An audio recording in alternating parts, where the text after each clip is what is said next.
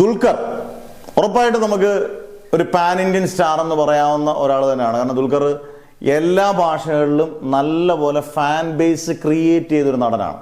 ഇപ്പോഴായാലും ദുൽഖറിന് നല്ലൊരു ഗംഭീര പടം വന്നു കഴിഞ്ഞാൽ അതും പ്രത്യേകിച്ച് കൊമേഴ്സ്യൽ വാല്യൂ, ഇപ്പോൾ ലക്കി ഭാസ്കർ പോലൊരു തെലുങ്ക് പടം അത്യാവശ്യം എല്ലായിടത്തും ഇതാക്കി തെലുങ്കിൽ 100 കോടി അടിച്ചൊരു പടമാണ്. അങ്ങനെ തമിഴിലായാലും തെലുങ്കിലായാലും അത്യാവശ്യം ഹിന്ദി പോലും ഫാൻ ബേസ് ഉണ്ട്. ദുൽഖറിനെ അത്യാവശ്യം എല്ലാവർക്കും അറിയാം. ഇത്രയും മികച്ചൊരു നടൻ ഈ ഒരു സമയത്ത് തമിഴിലും തെലുങ്കിലും ഒക്കെ ഉണ്ടോ എന്നുള്ളത് ചോദിച്ചാൽ വളരെ അപൂർവമാണ്. ഇപ്പം പ്രഭാസ് ആ റേഞ്ചിലോട്ടൊക്കെ പോകണമെങ്കിൽ വേറെ. നമ്മുടെ മലയാളത്തിൽ എന്തായാലും മലയാളത്തിലും തമിഴിലും അത്രയും റേഞ്ച് എല്ലായിടത്തോടും റേഞ്ചുള്ള നടൻ വളരെ കുറവാണ്.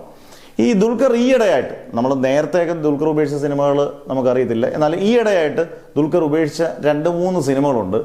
ദുൽഖർ ഇപ്പം ഈ സിനിമ റിലീസ് ചെയ്യുമ്പോഴാണ് ദുൽഖർ അഭിനയിക്കാതിരുന്നത് അല്ലെങ്കിൽ നിരസിച്ചത് എന്തായാലും വലിയ കാര്യമെന്ന് തോന്നുന്നത്. ആദ്യം അതിനകത്ത് തഗ് ലൈഫാണ്.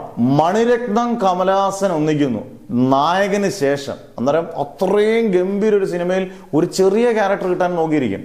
അതിനകത്ത് ചിമ്പു അവതരിപ്പിക്കേണ്ട കഥാപാത്രം അവതരിപ്പിക്കേണ്ടത് ദുൽഖറാണ്. ആ പടം വിട്ടത് വളരെ ഇതായി. തഗ് എന്ന് പറഞ്ഞാൽ തഗ് ലൈഫ് പോലെ ഇതുപോലെ തഗ്ഗി ട്രോളി ഒരു പടമില്ല. 8 നില പൂട്ടി ആ പടം. അതൊന്ന്. 2 ഇന്ത്യൻ 2-നകത്തൊരു പ്രധാനപ്പെട്ട റോൾ ഉണ്ടായിരുന്നു. അതും ശങ്കറാണ് സംവിധായകൻ, കമലഹാസനാണ് വീണ്ടും. അതിനകത്തും ഈ പറഞ്ഞ പോലെ ദുൽഖർ എന്തൊക്കെയോ ഡേറ്റിൻ്റെ റോളും കൊണ്ട് അതും മാറി. കാരണം അത് ഏറ്റവും വലിയ, എനിക്ക് തോന്നുന്നു കമലഹാസന്റെ അഭിനയ ജീവിതത്തിൽ തന്നെ ഏറ്റവും മോശം ചിത്രം എന്നുള്ള രീതിയിൽ ഇന്ത്യൻ 2 അധപ്പതിച്ചു പോയി. 3 ഇപ്പം റിലീസായ ശിവകാർത്തികേയന്റെ പരാശക്തി. ഇതിനകത്ത് പ്രധാനപ്പെട്ട റോൾ ചെയ്യേണ്ട ഒരാൾ ദുൽഖറായിരുന്നു. ദുൽഖർ അതിൽ നിന്നും മാറി. അന്നേരം ഈ 3 ചിത്രങ്ങളും വമ്പൻ ദുരന്തങ്ങളും ആവുകയും ചെയ്തു.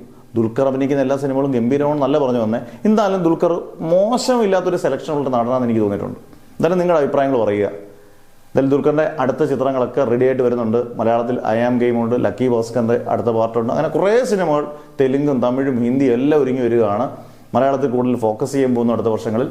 എന്തായാലും നിങ്ങളുടെ അഭിപ്രായങ്ങളൊക്കെ കമൻസ് ആയിട്ട് ഉറപ്പായിട്ടും രേഖപ്പെടുത്തുക.